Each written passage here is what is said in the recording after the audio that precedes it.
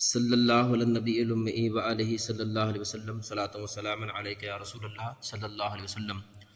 ہم نے مسلسل آپ کے سامنے خطابات میں رمضان کے فضائل قرآن و حدیث کی روشنی میں بیان کیے۔ اس کے بعد روزہ توڑنے والی ان صورتوں کا بیان کیا جن میں صرف قضا لازم ہوتی ہے، لیکن روزہ توڑنے کی دوسری صورت یہ ہے کہ اس میں کفارہ بھی لازم آ جاتا ہے۔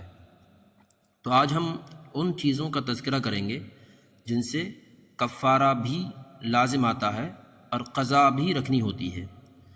یہ ماہ مقدس رمضان کا ادب بھی ہے۔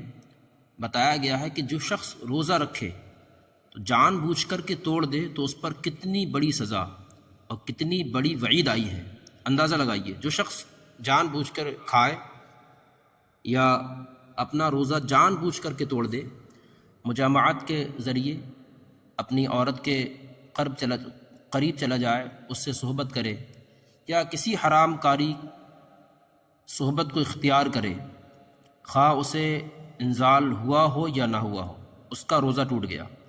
اگر جان بوجھ کر کے اس نے روزہ ایسے توڑا، قصداً کھا پی کر کے یا اپنی بیوی سے صحبت کر کے یا کسی حرام طریقے سے صحبت کر کے، تو روزہ ٹوٹ گیا۔ ایسی صورت میں اس روزے کی قضا بھی ہے اور کفارہ بھی ہے۔ تو قضا کا مطلب تو سب لوگ جانتے ہیں کہ روزے کے بدلے میں ایک روزہ رکھنا، یہ ہے قضا۔ اور کفارہ، تو کفارہ یہ ہے کہ قرآن مقدس میں جو ارشاد فرمایا گیا اور اللہ کے نبی صلی اللہ علیہ وآلہ وسلم نے حدیثوں میں ارشاد فرمایا۔ قرآن فرماتا ہے کفارے کے تعلق سے پارہ نمبر 28 میں، پہلے تو اس سے قبل ایک حدیث نبی صلی اللہ علیہ وآلہ وسلم سماعت کر لیں۔ اللہ کے نبی صلی اللہ علیہ وآلہ وسلم کی بارگاہ میں ایک صحابی حاضر ہوئے، عرض کیا رسول اللہ صلی اللہ علیہ وسلم۔ سیدنا ابو ہریرہ رضی اللہ تعالیٰ عنہ فرماتے ہیں، انہوں نے آ کے عرض کیا رسول اللہ، میں نے اپنی بیوی سے صحبت کر بیٹھا رمضان میں روزے کی حالت میں، یا رسول اللہ میرا روزہ ٹوٹ گیا، میں ہلاک ہو گیا، میرے لیے کیا حکم ہے؟ تو حضور نے ارشاد فرمایا، جا اور جا کر کے ایک غلام آزاد کر، یا ایک باندی، عورت غلام جو ہوتی ہے، عورت باندی، اس کو آزاد کر، تیرے روزے کا کفارہ ادا ہو جائے گا۔ عرض کیا رسول اللہ میرے پاس تو کوئی غلام نہیں، میں تو خود غریب اور ناچار ہوں۔ تو حضور نے ارشاد فرمایا، جب اس نے اپنی غربت کو بیان کیا تو حضور نے ارشاد فرمایا پھر دوسرا طریقہ یہ ہے کہ مسلسل 60 دن لگاتار 2 مہینے کے روزے رکھ، فَمَن لَّمْ يَجِدْ فَصِيَامُ شَهْرَيْنِ مُتَتَابِعَيْنِ۔ تو جب 2 مہینے کے روزوں کا ذکر آیا تو اس نے عرض کیا رسول اللہ مجھ میں یہ بھی طاقت نہیں کہ مسلسل لگاتار 2 مہینے کے روزے رکھ سکوں۔ پھر حضور نے ارشاد فرمایا، یا پھر 60 مسکینوں کو کھانا کھلا، صبح و شام کا ان کو کھانا کھلانا ہے، چاہے ایک ہی مسکین کو آدمی روز صبح و شام کا کھانا کھلاتے رہے 60 دن تک، پھر بھی کفارہ ادا ہو جائے گا۔ پہلے میں حدیث کو ہم مکمل کرتے ہیں۔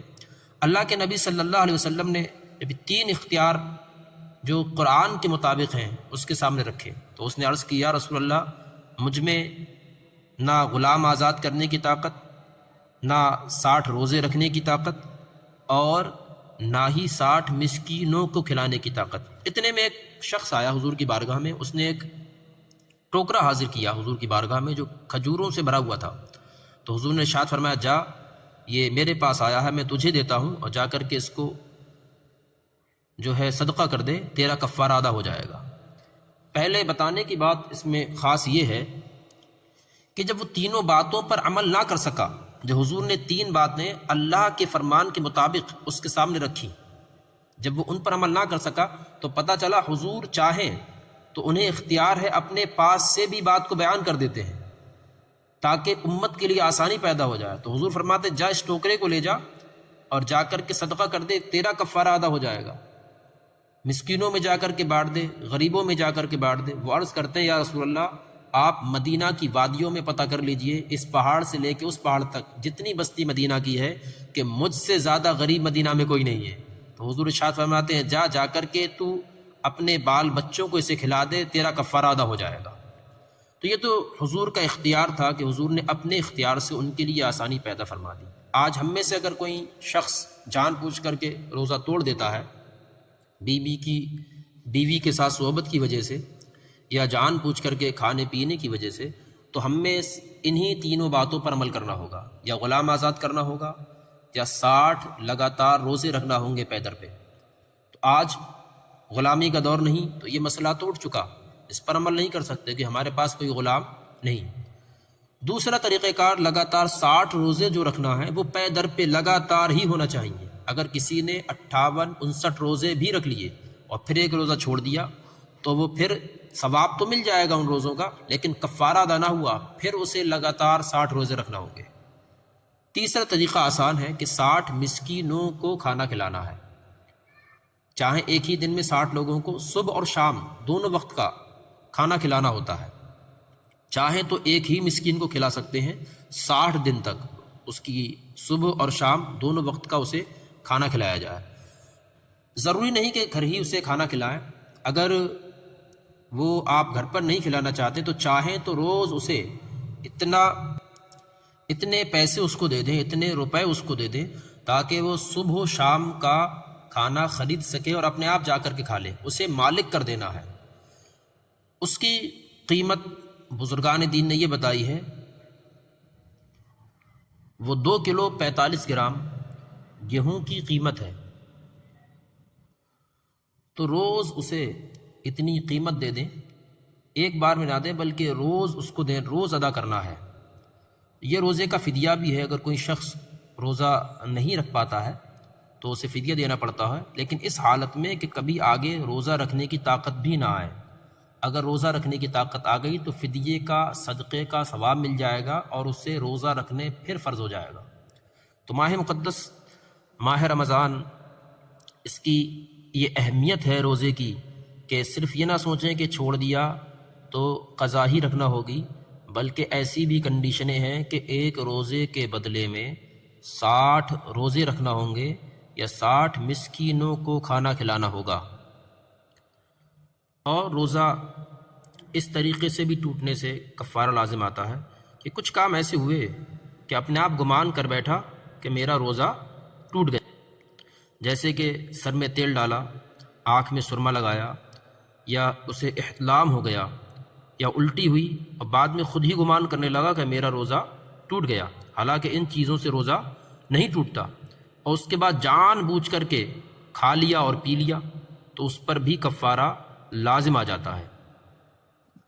تو اللہ تبارک و تعالی ہمیں ماہ رمضان کا ادب کی توفیق عطا فرمائے اور روزوں کے ادب کی توفیق عطا فرمائے، اس میں گناہوں سے بچنے کی توفیق عطا فرمائے، گناہ کا ارادہ کرنے سے بھی بچنے کی توفیق عطا فرمائے، کیونکہ پھر ایسے معاملات پیدا ہوتے ہیں کہ روزہ ٹوٹے تو کفارہ بھی لازم آ جاتا ہے۔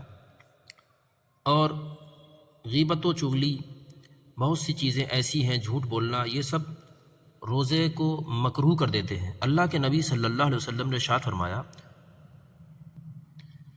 جو بری بات کہنا اور اس پر عمل کرنا نہ چھوڑے تو اللہ تعالیٰ کو اس کے بھوکے اور پیاسے رہنے کی کوئی ضرورت نہیں، اسے چھوڑ دیا جاتا ہے۔ اسی لیے اللہ کے نبی نے ارشاد فرمایا، بہت سے روزہ دار ایسے ہیں جنہیں روزے میں بھوک اور پیاس کے سوا کچھ نہیں ملتا،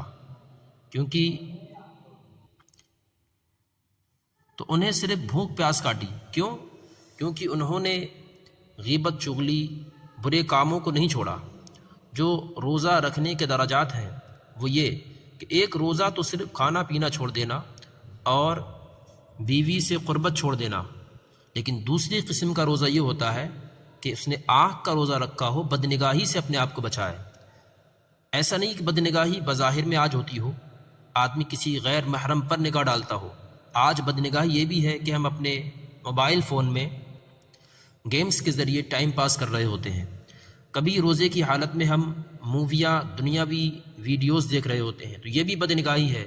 تو آنکھ کا روزہ یہ ہے کہ آنکھ کو بدنگاہی سے بچایا جائے، کان کا روزہ یہ ہے کہ بری لغویات، باتیں سننے سے بچایا جائے، چاہے وہ موبائل کے ذریعے ہو، گانے، فلمی ڈرامے ہوں، یا چاہے جھوٹ سننا ہو، غیبت سننا ہو، چغلی سننا ہو، ان باتوں سے اپنے آپ کو بچانا چاہیے۔ آنکھ اور کان کا روزہ یہ ہوا، اور زبان کا روزہ یہ ہے کہ اسے جھوٹ سے بچایا جائے۔ پاؤں کا روزہ یہ ہے کہ بری کام کی طرف چل کر نہ جایا جائے۔